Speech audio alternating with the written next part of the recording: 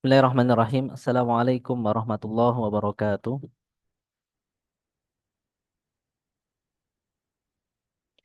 Alhamdulillahirabbil alamin wa bihi nasta'in wa ala umurid dunya waddin wa ala alihi wa sahbihi ajma'in wa ba'd. Rabbi shrah li sadri wa yassir li amri wahlul 'uqdatam min lisani yafqahu qawli. Rabbana zidna ilman warzuqna fahman bi rahmatika ya arhamar rahimin. Allahumma la sahla illa ma ja'altahu sahla wa anta taj'al hasna idza syi'ta sahla. Sahhil lana umurana warhamna bi rahmatika ya arhamar rahimin. Allahumma inna nas'aluka ilman nafi'an wa rizqan thayyiban wa amalan salihan mutaqabbalan wa shifaan min kulli da'in. Allahumma anfa'na bima 'allamtana wa 'allimna bima yanfa'una wa zidna ilman ya rabbal alamin. Allahumma arzuqna fahman nabiyyin wa hifdzal mursalin wa ilhamal malaikatal muqarrabin.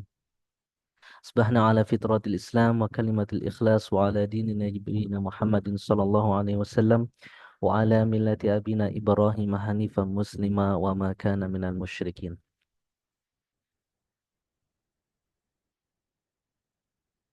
Ya, alhamdulillah setelah beberapa pekan saya sempat kosong ya karena ada ujian verifikasi, kemudian sempat juga sakit, jadi kita baru bisa sambung sekarang untuk pertemuan ketiga kita. Kalau nggak salah seharusnya ini sudah masuk pertemuan ketujuh, jadi kita utang sekitar 4 pertemuan ya. Insya Allah kita akan selesaikan di minggu ini. Semoga antum semuanya sehat, diberikan kemudahan juga dalam mengikuti kuliah ini, dan bisa juga mengikuti rekaman yang kami berikan ini ya.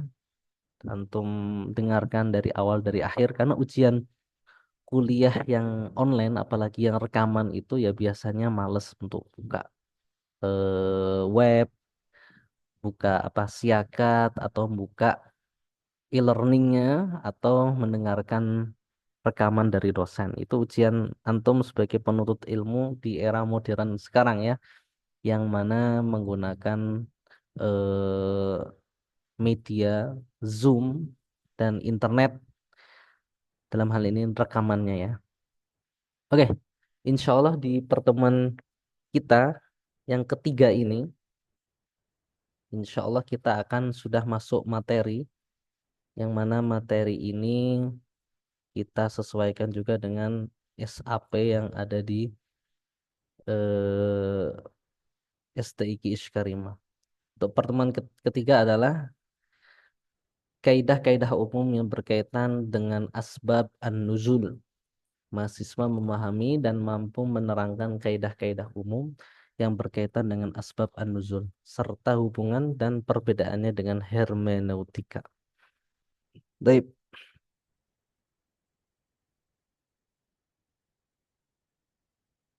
kita masuk ke sini ya.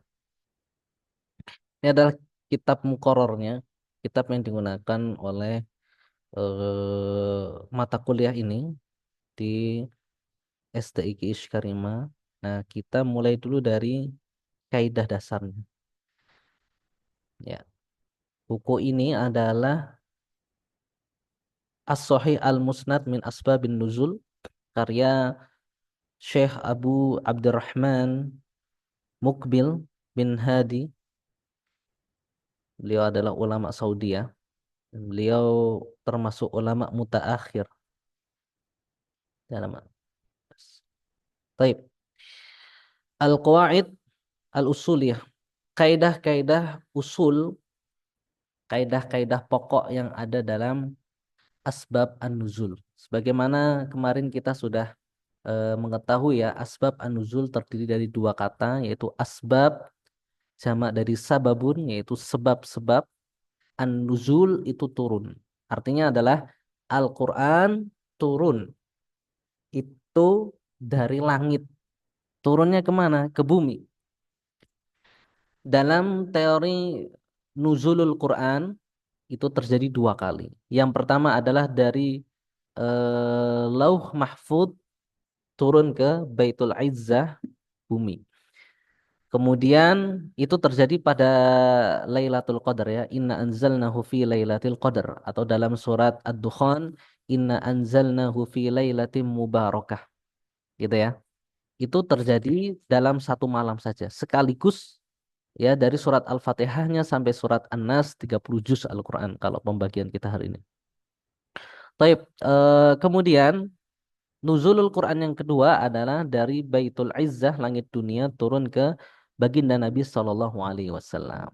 Nah, hubungannya dengan asbabun nuzul, ketika turun dari Baitul Izzah kepada Nabi Shallallahu Alaihi Wasallam itu berdasarkan ya as'ilah atau as-su'al dari para sahabat, pertanyaan dari para sahabat maupun pertanyaan menantang gitu ya dari orang-orang kafir musyrikin maupun ahlul kitab Yahudi yang ada di Madinah. Dilontarkan kepada Nabi, kemudian turun ayat. Yas'alunaka 'anir ruh. Orang-orang Yahudi bertanya tentang ruh. Qulir ruhu min amri rabbi wa ma utitu minal ilmi illa qalila. Maka jawablah wahai Nabi dalam surat Al-Isra itu ya. Bahwasanya ruh itu yang tahu cuman Allah. Adapun kalian cuman dapat sedikit saja ilmu tenangnya. Gitu ya. Kemudian turun lagi dengan sebab ketika ada peristiwa misalkan perang Badar, perang Uhud, haditsul ifki dan seterusnya. Akhirnya Al-Qur'an turun untuk menyelesaikan persoalan yang terjadi di tengah sahabatnya. Taib, itu terkait nuzulul Quran dan asbabun nuzul. Lalu kemudian yang berikutnya adalah asbabun nuzul ini atau nuzulul Quran yang kedua itu terjadi selama 23 tahun. Kalau yang tadi nuzulul Quran pertama selama satu malam saja yaitu malam Lailatul Qadar. Nah, eh, nuzulul Quran yang kedua yang berkaitan erat dengan asbabun nuzul itu terjadi selama 23 tahun yang mana adalah masa dakwah Nabi 13 tahun di Mekah dan 10 tahun di Madinah. Gitu ya. Di ringkasannya seperti itu. Taib. Yang pertama, li asbabin nuzul qawaid usuliyah. Kita besarkan ini biar kelihatan. Nah, qawaid namanya sebuah ilmu itu biasanya punya kaidah-kaidahnya.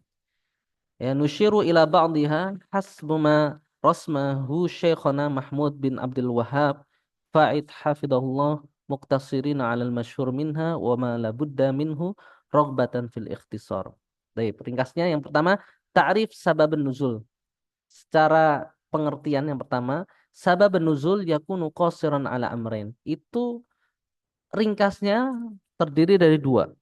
Ahaduhuma yang pertama an hadisah terjadi suatu peristiwa fayunzilul Quran maka Al-Quran itu turun bisya'niha untuk menjelaskan perkara tersebut kama fi sababin nuzul sebagaimana eh, sabab nuzul dari ayat tabat yada abi lahabi wa tab.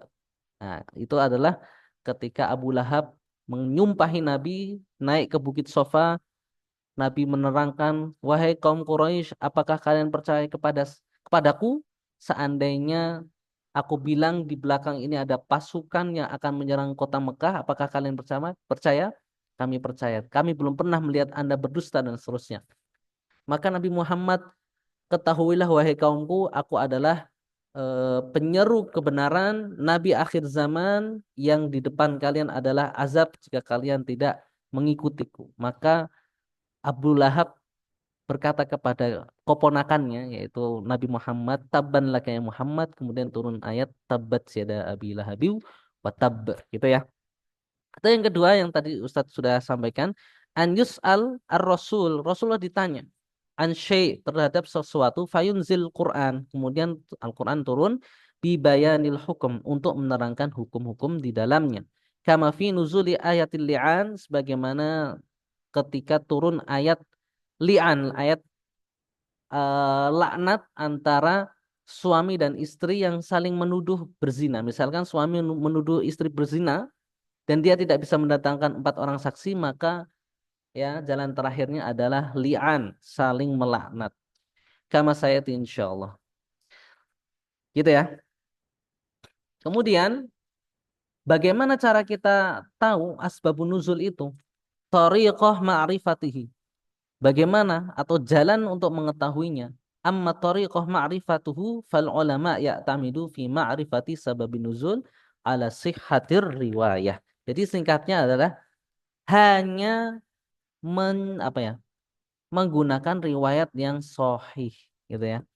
Kenapa? Karena sabab nuzul ini berkaitan erat dengan peristiwa yang terjadi di zaman Nabi.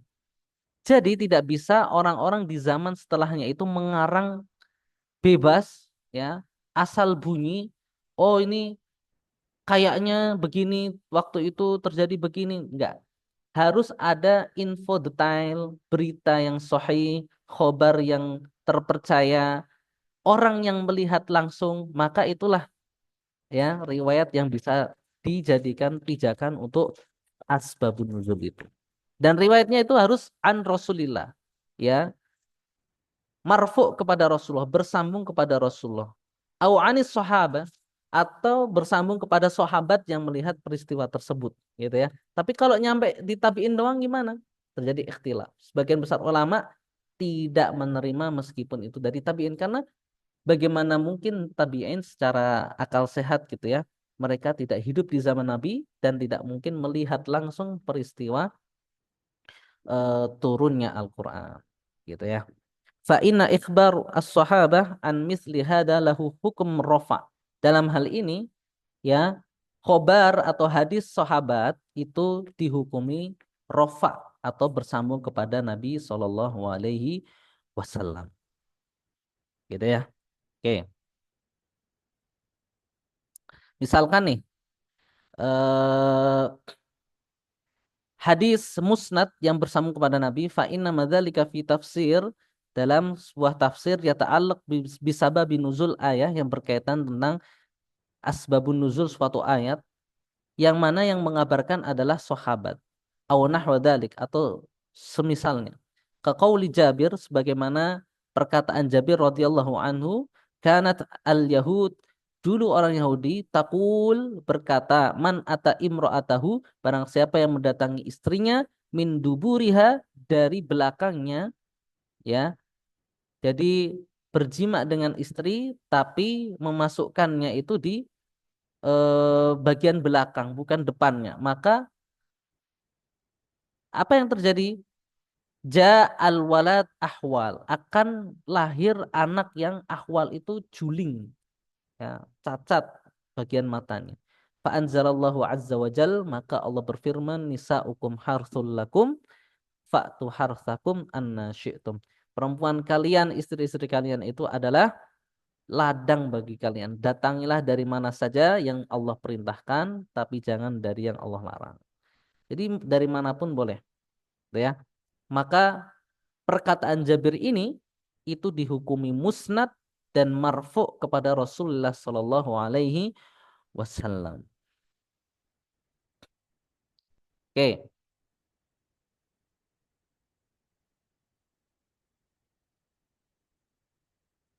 kemudian apa ini? Kaidah yang ketiga, al-ibrah bi umumil lafat la bi khususis sabab. Ibrah atau pelajaran yang bisa diambil adalah keumuman lafadznya, bukan atas dasar kekhususan sababnya. Artinya gini, ada suatu ayat yang mana sabab an-nuzul hadhil ayah karena adalah sahabat melakukan A, berkata A, melakukan ini, kemudian turun ayat, bertanya tentang ini, kemudian turun ayat. Akan tetapi ayat yang turun bi umumi lafat, lafadznya itu tidak berbentuk khusus menyebut nama sahabat yang bertanya, atau tidak menyebut secara khusus waktu, tempat, dan kejadiannya di mana, akan tetapi karena diumumi lafaz, ya, sehingga ayat tersebut itu bisa digunakan di setiap waktu dan di setiap tempat yang ada di muka bumi ini. Gitu. Taib.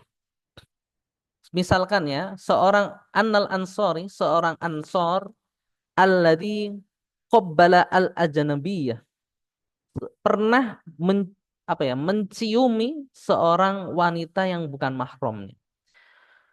karena apa ya? Karena melihat gitu ya, kemudian bangkit hawa nafsunya, kemudian dicium-cium. Wa nazalat fihi. Kemudian turun ayat terkait dirinya. Ayatnya berbunyi innal hasanat afan ya. Jadi singkat cerita, pemuda Ansor ini mengadu kepada Rasul, wahai Rasul, saya habis begini dan begini. Apakah saya bisa diterima tobatnya sama Allah? Apakah dosa saya bisa diampuni? Maka turun ayat innal hasanat yudhibanas sayyiat.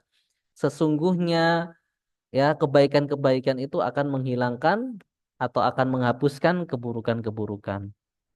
Maka Nabi bersabda, ambil air wudhu dengan wudhu yang terbaik, kemudian sholatlah 2 rakaat dan kemudian minta ampun kepada Allah, insya Allah akan mengampunimu. Jadi itu ya, ayat yang berbunyi ini, innal hasanat yudhibnas sayyiat, berbentuk umum lafadznya.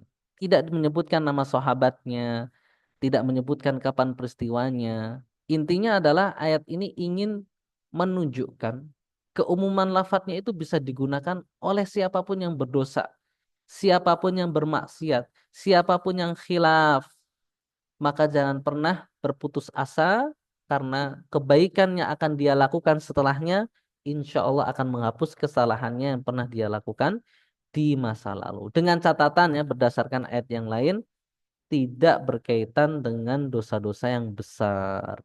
Misalkan menyekutukan Allah. Atau dosa-dosa yang berkaitan dengan manusia lainnya. Maka dia harus saling meminta maaf, ya, membayar hutang, dan lain sebagainya. Kemudian, qala li Nabi sallallahu alaihi wasallam, "Ali hada wahdi ya Rasulullah?" Apakah ayat ini untuk saya saja wahai Rasul? Wa ma'na hada hal hukum hadhil ayah. Apakah hukum ayat ini yakhtassun bi khusus buat saya saja wahai Nabi? Li'anni karena saya kata pemuda Ansor tadi sabab nuzuliha menjadi asbab turunnya ayat tersebut. Fa'aftahun Nabi sallallahu alaihi wasallam kemudian Nabi berfatwa bi annal ibrah bi umumil lafat. Ibrah atau tujuan atau inti dari ayat ini adalah keumuman lafadznya. Beliau bersabda bali ummati kullahum. Yang benar adalah untuk umatku semuanya. Dari zaman sahabat yang tadi itu sampai akhir zaman, siapapun yang bermaksiat, siapapun yang berdosa, bertaubatlah, berbuat baiklah, insya Allah Allah ampuni, bahkan Allah tutupin aibnya, bahkan Allah hapus kesalahan-kesalahannya, insya Allah. Itu ya. Lanjut, biar agak cepat. Kemudian kaidah keempat, terkadang qad tata'addadu al-asbab wan nazil wahid. Terkadang sebabnya banyak, tapi yang turun cuman satu ayat, gitu ya. Kama fi ayatil li'an sebagaimana ayat li'an wa ghairiha dan ayat semisal yang lainnya minal ayat kama satajiduhu insyaallah fi mawadhi'ihi yang insyaallah akan kamu temui di pembahasannya yang ada di kitab ini ya. Misalkan kita ambil salah satu contoh kama fi hadis Al-Musayyab radhiyallahu anhu fi sya'ni wafati Abi Thalib terkait wafatnya Abi Thalib kemudian Nabi pernah berkata seperti ini. La astaghfiranna laka malam annahu anhu. Saya akan memintakan ampun untukmu wahai Abu Thalib sampai selama aku tidak dilarang untuk itu. Maka Allah turunkan ayat maka nalin nabiyyi walladzina amanu an yastaghfiru lil musyrikin.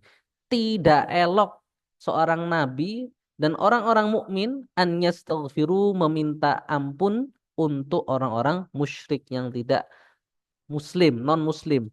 Wa nazala fi Abi Thalib turun lagi ya ayat innaka la tahdi man ahbabta walakinallaha yahdi man yasha. Sesungguhnya engkau tidak bisa memberi hidayah kepada orang yang engkau cintai walakinallah yahdi man yasha. Akan tetapi Allah lah yang bisa memberikan hidayah kepada siapa yang dia kehendaki. Gitu ya. Taib. Kemudian yang nomor 5, sigoh sababun nuzul. Sigoh itu apa ya?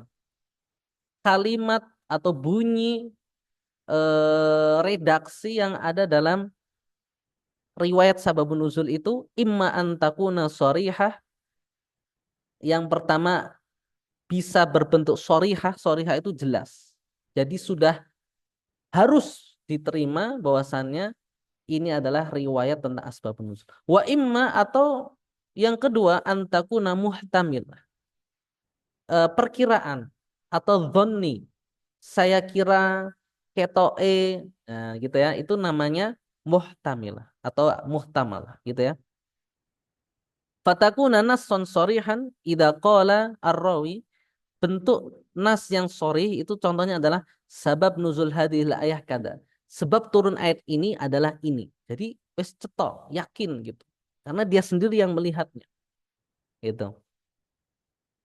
Kemudian contoh yang berikutnya, ketika as-su'al, pertanyaan, bunyi sigohnya adalah su'ila Rasulullah Shallallahu Alaihi Wasallam.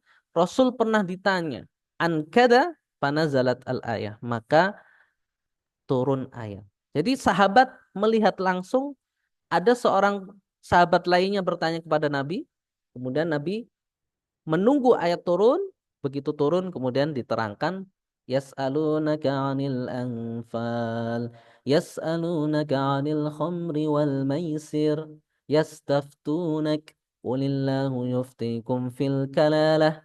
Ditanya tentang anfal, harta rampasan perang, karena belum pernah terjadi dalam kaum muslimin harta rampasan perang. Gimana ini pembagiannya? Apakah untuk kita berapa persen, untuk Nabi berapa persen, dan seterusnya.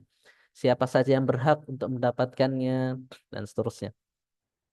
Yas'alunaka 'anil khamri wal maisir, bertanya tentang khamr karena khamr pada waktu itu masih halal, masih dikonsumsi oleh para sahabat hingga akhirnya menjadi haram. Kemudian ditanya juga yastaftunak fil kalalah. Fil kalalah adalah orang yang meninggal tapi tidak punya kerabat sama sekali. Gimana ini hukumnya? Maka turun ayat. Dan seterusnya dan seterusnya. Fahatani sigotani sorihatani. Dua ini adalah sigoh yang sorih. Ya. Watakuna al-ayah muhtamilah lis-sababiyah walamma tadammanatuhu al-ayah minal ahkam idza qala ar-rawi. Nah, kalau yang muhtamalah bilang nazalat hadhil ayah fi kada fadzalika yuradu bihi taratan annahu sababan nuzul wa taratan annahu dakhil fi ma'nal ayah. Terkadangnya nasnya seperti ini, mirip dengan yang sebelumnya, tapi yuradu bihi taratan.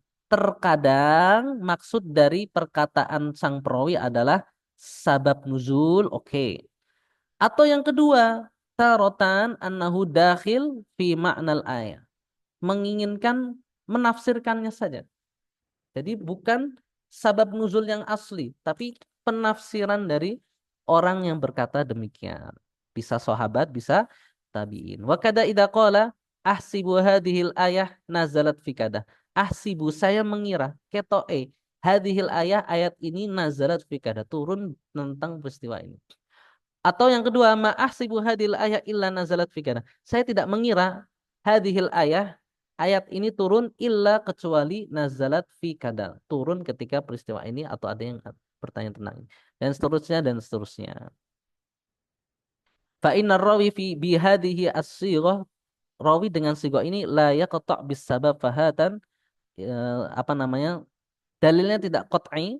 Fahatan dua ini sighatan tahtamilan as-sababiyah, menjadi sighah yang muhtamilah tadi gitu ya, insyaallah. Oke, ini sudah selesai terkait kaidah-kaidah asbabun nuzul ya, dan insyaallah pembahasan yang kedua adalah terkait hubungan antara asbabun nuzul dengan hermeneutik ya. Ini sudah saya ringkaskan, kemudian di apa namanya, kita bentuk seperti ini biar lebih mudah lagi. Karena waktu kita terbatas juga, kalau terlalu lama nanti antum mungkin sudah bosan gitu ya. Asbabun nuzul versus hermeneutik. Ini unik ya, karena asbabun nuzul itu berasal dari para sarjana muslim kita, para ulama-ulama kita. Sementara hermeneutik adalah tradisi menafsirkan apa namanya? kitab-kitab suci atau teks-teks yang dianggap suci, tapi oleh agama lain. Dalam hal ini adalah orang-orang Kristen, ya, mereka menafsirkan Injil atau Bible mereka itu dengan hermeneutik. Nah, nanti kita akan bahas apa itu hermeneutik.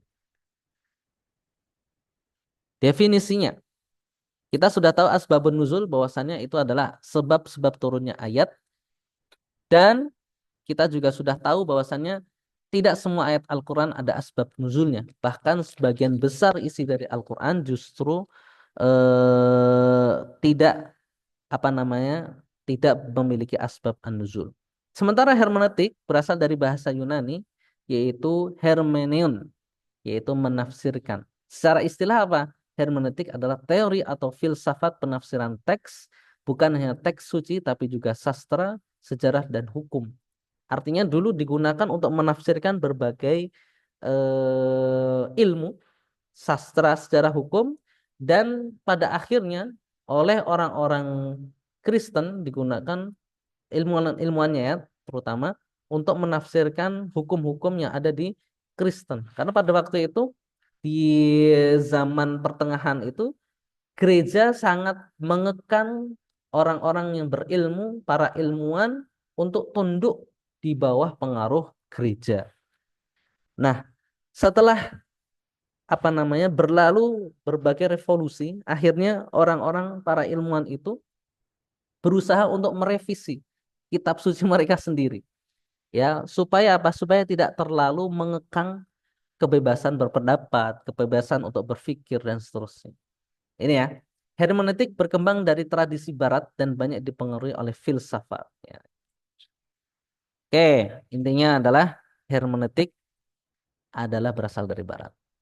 Tujuannya apa? Tujuan asbabun nuzul kita sudah tahu bahwasannya untuk menjelaskan konteks atau hal-hal di luar Al-Quran terkait turunnya ini di mana, kepada siapa, historisnya atau peristiwa yang terjadinya itu, bagaimana urutan peristiwanya dan seterusnya, sehingga apa?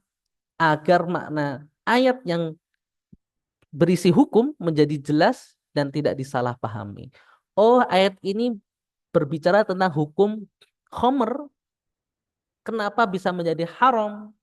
Kenapa yang dulunya dikonsumsi secara massal oleh orang-orang Arab, kemudian hari menjadi haram? Apa sebabnya? Oh, ternyata menyebabkan mabuk. Oh, dulu ada para sahabat yang sholat dalam keadaan mabuk sehingga salah dalam membaca ayat Al-Quran.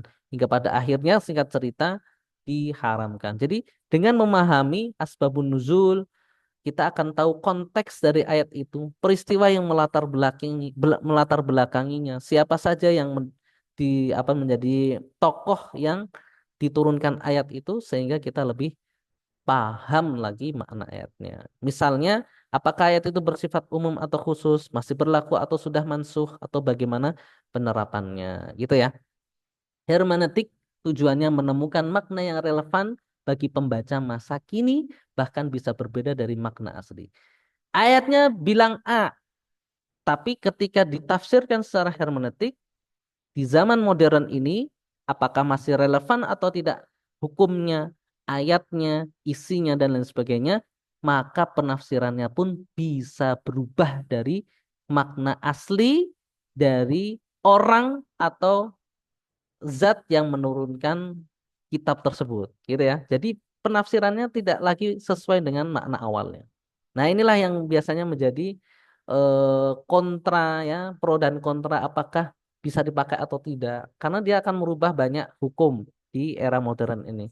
Kalau nggak cocok gitu ya bahasanya. Hermeneutik sering menekankan dialog antara teks dan pembaca. Baik. Yud. Nah, ini metodenya adalah menggunakan riwayat hadis sahih, bagaimana tadi ya, tidak menggunakan kecuali hadis-hadis yang sahih, musnad, dan juga marfu kepada Rasulullah SAW.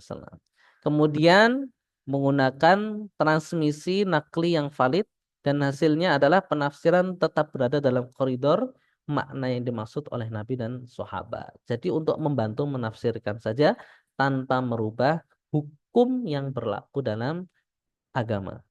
Sementara hermeneutik menggunakan pendekatan rasional dan filosofis. Apakah ayat ini dengan latar belakang di masa lalu seperti ini, sementara di zaman ini sudah nggak ada latar belakang tersebut masih bisa diterapkan? Nah, maka ayat ini tidak boleh atau tidak bisa lagi diterapkan di zaman kita. Kita harus moderat, kita harus mengubahnya atau bahkan memberikan hukum baru yang lebih baik. Itulah hermeneutik. Kadang lebih fokus pada konteks pembaca daripada konteks penulis. Ya, jadi berfokus pada kondisi real, kondisi terkini, kondisi terakhir para pembaca yang masih hidup dalam membaca teks Al-Quran misalkan, dan membaca teks Injil. Kalau nggak relevan lagi ya nggak dipakai. Bisa menghasilkan tafsir yang sangat kontekstual, bahkan berbeda dengan makna awal jika dianggap perlu untuk relevansi sosial. Gitu ya. Yud, orientasinya apa? Mereka lebih mengarah kemana? Asbabun nuzul lebih mengarah kepada teksnya. Kemudian historis, latar belakang teks itu turun itu bagaimana? Berorientasi pada masa lalu, memahami teks sesuai latar peristiwa turunnya. Dan ini berkaitan erat juga dengan kaidah yang ketiga tadi, al-ibrah bi umumil lafadz la bi khususi sabab. Lanjut. Kemudian hermeneutik lebih berorientasi pada kontekstual dan progresif, berorientasi pada masa kini. Bagaimana teks bisa terus berbicara untuk zaman modern, gitu ya. Zaman modern kita mengenal dalam istilah fikih kita adalah fikih kontemporer, fikih muasirah ya. Bagaimana fikih yang tidak ada di zaman Rasul, di zaman sahabat, zaman para ulama madhab, tidak ada. Kemudian dikiaskan dengan peristiwa kita di zaman sekarang. Sehingga muncullah hukum yang baru dinamakan sebagai hukum kontemporer atau fikih kontemporer. Sebagaimana ada sebuah kitab fikih yang besar sekali ya, 124 jilid dan masih ongoing penulisannya yang ditulis oleh Syekh Profesor Doktor siapa namanya eh, yang dari Suriah itu. Dia menulis Mausu'ah Mausu'ah Fiqhiyah Al-Kuwaitiyah. Siapa itu ya? Syekh lupa namanya. Beliau mendirikan perguruan tinggi Islam yang ada di Cianjur, namanya STDI Imam Syafi'i yang ada di Cianjur ya, bukan yang di Jawa Timur. Itu bermadzhab Syafi'i. Oke. Ah ya, Profesor Dr. Hasan Hito. Nah, Masya Allah. Nanti bisa dirujuk, itu adalah kitab fikih kontemporer yang paling lengkap sekarang ini. Lanjut.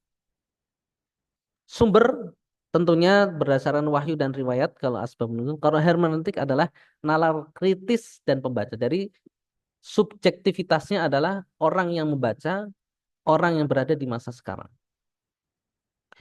Ringkasannya adalah ini bisa dilihat ya, eh, aspek dari asal, fokus, sumber, orientasi, tujuan dan metode. Ini ringkasannya nanti mungkin Anda keluarkan di ujian ya. Silakan nanti bisa dibaca sendiri. Kesimpulannya adalah asbabun nuzul adalah bagian dari ilmu tafsir klasik yang menjaga makna sesuai turunnya ayat. Sedangkan hermeneutik adalah metode tafsir modern yang mencoba memberi makna baru sesuai kebutuhan zaman. Oke, contoh penerapan. Nah, ini yang paling kontroversial nih biasanya ini. Allah berfirman terkait poligami. Kita sebelum masuk ke sini kita sepakati dulu ya bahwasannya dalam Islam poligami itu dibolehkan dan diatur oleh syariat berapa batasnya ya, kemudian syarat-syaratnya, kemudian apa namanya terkait keadilan terhadap para istri nanti itu keadilan bagaimana yang dimaksud dan seterusnya. Intinya adalah ayat ini menjadi sebuah ayat yang sering pelintirkan oleh orang-orang yang tidak menginginkan hukum ini berlaku di zaman sekarang. Oke, kalau kita tidak setuju, oke lah. Tapi jangan sampai kita nggak pengen dipoligami misalkan dalam hal ini kacamata perempuan ya. Tapi kita jangan sampai menolak hukum yang Allah tetapkan di sini. Poligami adalah sebagai solusi. Solusi ketika ada suami yang memiliki syahwat yang berlebih. Solusi bagi para janda yang susah untuk mendapatkan suami yang akan menaunginya, memberikan dia rumah, memberikan dia nafkah dan seterusnya, apalagi kalau anaknya sudah banyak ya. Jadi dia sebagai solusi. Ataupun mereka yang belum punya anak dan seterusnya, itu juga bisa menjadi solusi. Kalau zaman dulu poligami tidak dibatasi. Islam datang membatasi poligami maksimal 4. Allah berfirman wa in khiftum alla tuqsitu fil yatama fankihu ma tabalakum minan nisa masna wa thulatha wa ruba. Fa in khiftum alla ta'dilu fawahidatan. Nah, ini ya. Jika kamu takut tidak dapat berlaku adil terhadap perempuan yatim, maka kawinilah perempuan yang kamu senangi, dua, tiga, atau empat. Kemudian jika kamu takut tidak akan dapat berlaku adil, maka kawinilah seorang saja. Oke, kita lihat dari kacamata asbabun nuzul. Ayat ini turun berkaitan dengan para wali yang mengawini anak-anak yatim, perempuan yang berada di bawah asuhannya. Kemudian tidak memberikan mahar yang layak. Satu. Juga tidak adil terhadap mereka. Maka Allah menurunkan ayat ini untuk menyuruh menikahi wanita lain yang halal, bukan anak yatim yang didolimi. Karena orang-orang zaman dulu melihat anak yatim, dia punya harta warisan yang banyak. Kemudian karena masih kecil, dinikahi, tidak dikasih mahar, uang apa warisannya diambil, ya. Jadi berlaku dolim dan tidak adil, ya gitu ya. Akhirnya Allah menyuruh menikahi wanita lain yang tidak yatim supaya apa? Supaya bisa berlaku adil. Kemudian fokus penafsirannya adalah konteks sejarah yang berlaku pada waktu itu. Juga Allah batasi jumlahnya menjadi 4 saja karena pada waktu itu para sahabat ya ada yang istrinya bahkan sampai 10. Ketika ayat itu turun, sahabat ini kemudian diperintahkan Nabi, kamu pilih 4 dari istri kamu itu, kemudian sisanya ceraikan. Artinya apa? Ayat ini ya dalam konteks sejarah pada waktu itu sahabat yang lebih dari 4 istrinya harus diceraikan. Maka berlaku juga hari ini kalau mau menikah lebih dari 1 maksimal adalah 4. Fungsinya apa? Selain untuk menjaga eh, supaya tidak mendolimi orang anak-anak orang perempuan, juga menjadi keadilan terhadap anak yatim dan para istri. Hasilnya adalah ayat ini dipahami sebagai aturan poligami dengan syarat keadilan dan menjaga hak anak yatim. Nah, kalau hermeneutik gimana? Memahami pesan etis dari ayat keadilan harus ditegakkan. Lalu menafsirkan bahwasanya keadilan mutlak mustahil dicapai. Dalam surat An-Nisa 129, walan tastati' an ta'dilu bainan nisa'i walau harastum. Kamu tidak akan bisa berlaku adil kepada istri-istri kamu itu walau harastum, walaupun kamu sudah sungguh-sungguh tenanan mau adil, nggak akan bisa. Karena dipahami oleh mereka makna teksnya adalah tidak akan pernah adil tanpa mau melihat keadilan dalam hal apa gitu. Jadi dialog teks dengan realitas sosial modern, para hermeneutik mungkin berkesimpulan seperti ini. Keadilan itu sulit atau angel gitulah. Keadilan sempurna sulit, maka monogami adalah ideal bagi Islam hari ini. Apalagi disangkut pautkan dengan kejadian-kejadian di zaman sekarang di mana ada suami punya banyak istri, tapi istri yang tuanya ditinggalkan, nggak dikasih nafkah. Ada suami punya banyak istri, kemudian anak-anaknya apa namanya terbengkalai, tidak terurus, ya, kemudian malah miskin dan lain sebagainya. Jadi citra poligami di zaman sekarang itu menjadi buruk dengan kelakuan para oknum-oknum. Sehingga apa? Para hermeneutik menilai poligami di zaman sekarang itu tidak relevan dan tidak boleh dipraktekkan karena akan apa? Menyebabkan ketidakadilan bagi para istri, ya, kemudian kemiskinan, kemudian pendidikan anak yang karena saking banyaknya tidak terurus dan lain sebagainya, gitu ya. Fokus tafsir ya konteks pembaca hari ini. Bagaimana ayat memberikan solusi etis bagi masyarakat modern. Ya, itu gampangannya gitu. Nah, ini ringkasan perbandingannya nanti bisa dibaca sendiri. Ujian mungkin kita akan mencari contoh lain terkait hermeneutik, ya, penafsiran asbabun nuzul dengan hermeneutik contoh lainnya. Jadi asbabun nuzul menjaga makna agar sesuai dengan konteks turunnya ayat, sedangkan hermeneutik menafsirkan ayat agar relevan dengan konteks kekinian meskipun hasilnya bisa berbeda dari makna awal. Kemudian asbabun nuzul akan selalu merujuk ke riwayat dan praktik Rasulullah sebagai otoritas hukum. Gitu. Hermeneutik gimana? Dia akan membuka peluang reinterpretasi, apa ya, penafsiran ulang untuk mencari makna simbolis atau alternatif yang dianggap relevan bagi masyarakat sekarang. Gitu ya. Ya, sudah habis.